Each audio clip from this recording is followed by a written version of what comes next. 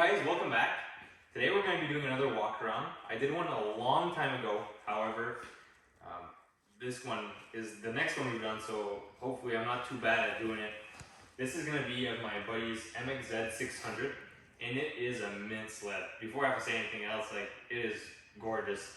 I'm surprised there's even sleds around that have been used on the trails, because this was actively used on the trails for up till now, 2023, and it's still in mint condition. So every time I see this, I'm just blown away by how nice it is, and that's why I really want to do a walk around. He's been kind enough to let me, take a look at it, show you guys, because I'm sure some of you guys will love this.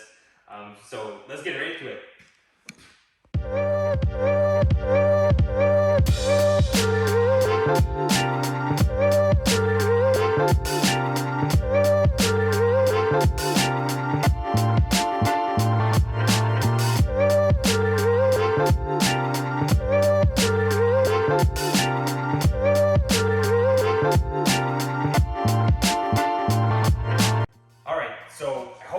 Cinematics. They were fun to make, and it just goes to show how beautiful this sled is. Now we're going to start talking about some of the details on this that I really love. It's got, well, firstly, let's start with the skis.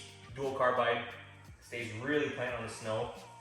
Chassis, it's a ZX chassis, really popular. Some guys, they live and breathe the ZX chassis, they modify them. It's a great chassis, a very solid base, and it's before the rev, so I think it's personally my favorite chassis before they went to the rev.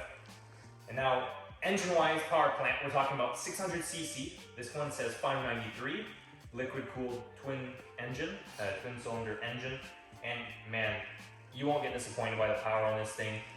These do consume a decent amount of gas, decent amount of oil, but that's not the point. The point is you're having fun on this and you're having a lot of smiles. And so, carbureted, not fuel injected. They do have the rack style carbs, I believe. And track-wise, suspension, 121-inch track by 0.88 or 0.1 inch lug, depending on the model. This one has a 0.88 lug and has a 15-inch wide track, 121, 2.52 pitch. I think that sums up pretty much all you need to cover the majority of things. Cluster-wise, you got your temp, speed, RPM, and gas, and you got all the miscellaneous lights. This one does come with reverse, which is very nice, especially that, I like cranking stuff, but, some guys, they rather reverse it, and I don't blame them. It just helps a lot. I-beam, low-beam, regular snowmobile stuff. Choke, doesn't come with primer. A lot of snowmobiles, they come with primer. I have a Tundra R 2002. If you haven't watched that video, I really recommend you going to watch that. It's a great video, and it was actually a fairly good one from the channel. So if you haven't, go check that out. It does have reverse, which is really nice to have. Gas tank wise, I actually didn't look up the spec. I'll probably put it on the screen right now. So if you are wondering about that, it's got hand warmers and thumb warmers, so that's really nice. Hydraulic brake, and actually I was surprised when my buddy here let me use this for the first time. That hydraulic is really nice compared to other ones.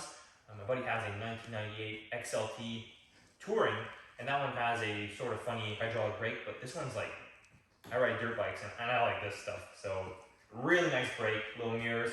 And now this paint, I love, well, not paint, the hood and the color of the whole snowmobile. Really, really nice, and it really ties in. I love that black and yellow look. Can't go wrong with it. And man, you can just see by the video, it is beautiful. Condition is pristine. There's no scratches on the stickers.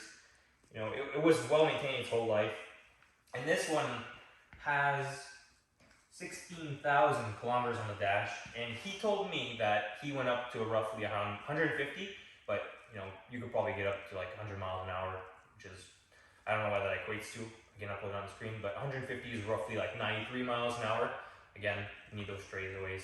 This isn't lake ridden, so we don't have all that, full lake to go full pin. But no rips in the seat again. Taillight is the only thing that's currently damaged on here, but the rest is mint. Somebody ran into the back of them, but didn't damage anything else. Just broke the back lights. So that's the part that's waiting. But once it's there, it's going to be 10 out of 10 again. So hope you like watching. We'll be doing a cold start shortly, so stay there. All right, time for the startup. I know you guys probably been waiting for this. We're just skipped right ahead to this part. So here it is. Cold start, and you see me here. If you come a little closer. We got hands on the pipes. It is cold. Like, it's not hot. I can keep my hands on here. Nothing's cold. I can touch the cylinders. Nothing. So cold start. Here it is.